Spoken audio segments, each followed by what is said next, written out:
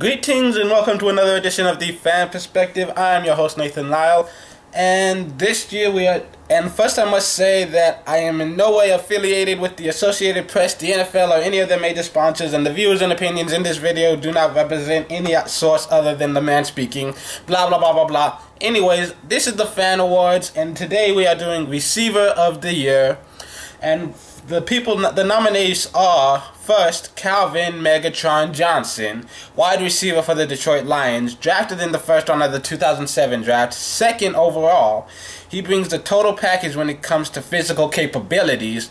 Last year, he made a huge splash when he caught 96 passes for over 1,600 yards and 16 touchdowns. In 2012, he only had 5 touchdown receptions, but finishes the year with 122 receptions and broke Jerry Rice's all-time record for receiving yards in a season, finishing with 1,964.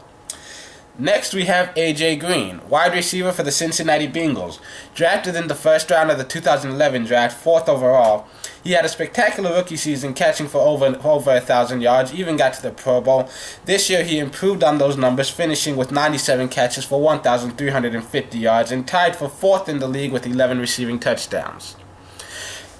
Next, we have Reggie Wayne, wide receiver for the Indianapolis Colts, drafted in the first round of the 2001 draft, 30th overall. Last year, in his 11th season, Wayne failed to reach 1,000 yards for the first time since 2003. He was a free agent at the end of the season and chose to sign a 3-year deal to stay with the Colts. At the age of 34, he has been a leader in the locker room and on the field. He has helped Andrew Luck to a fantastic rookie season. He finishes the year with 106 receptions for 1,355 yards and 5 touchdowns. Next, we have Rob Gronkowski, tight end for the New England Patriots, drafted in the second round of the 2010 draft, 42nd overall. He stormed onto the scene, making an immediate impact in the league. Last year, he had over 1,000 receiving yards, led the league with 17 receiving touchdowns. In the playoffs, he suffered a high ankle sprain, but fought through it, played in the Super Bowl. Soon after, though, he was forced to have surgery to repair ligament damage. In the offseason, he signed a 6-year, $54 million extension.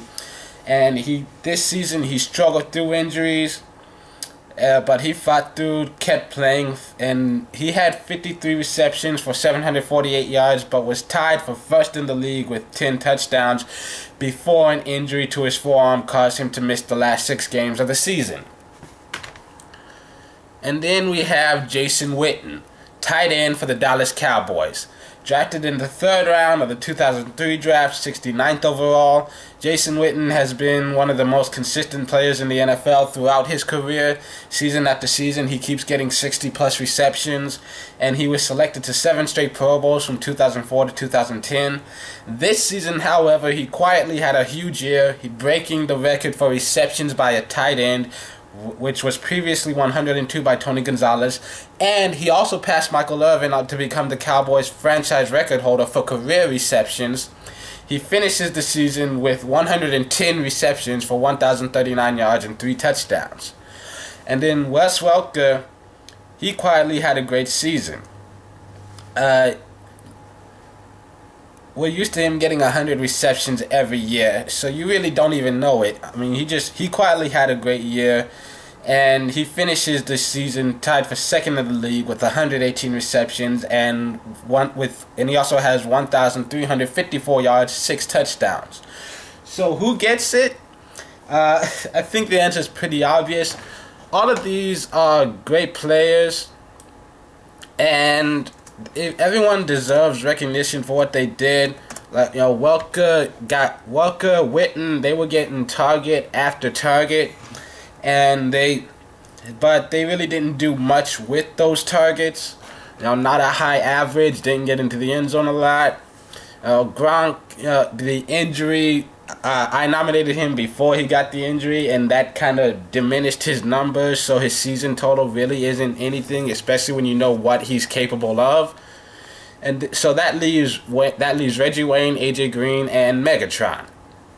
And none of these, and A.J. Green is the only one who got double-digit touchdowns, but at the same time, he and Wayne had about the same yardage total, and I think they both played very well, but you cannot ignore Calvin Johnson and what he did.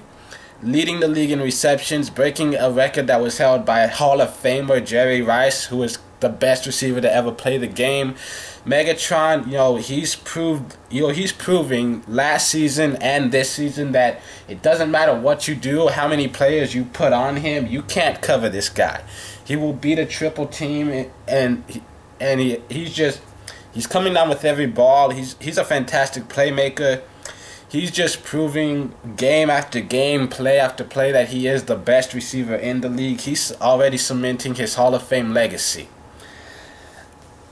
So, yeah, that's it. Tune in tomorrow for reflections from Divisional Weekend. Tune in Tuesday for NBA Weekly. Until then, I am your host, Nathan Lau. This has been The Fan Perspective. Happy Sunday. Enjoy the playoffs.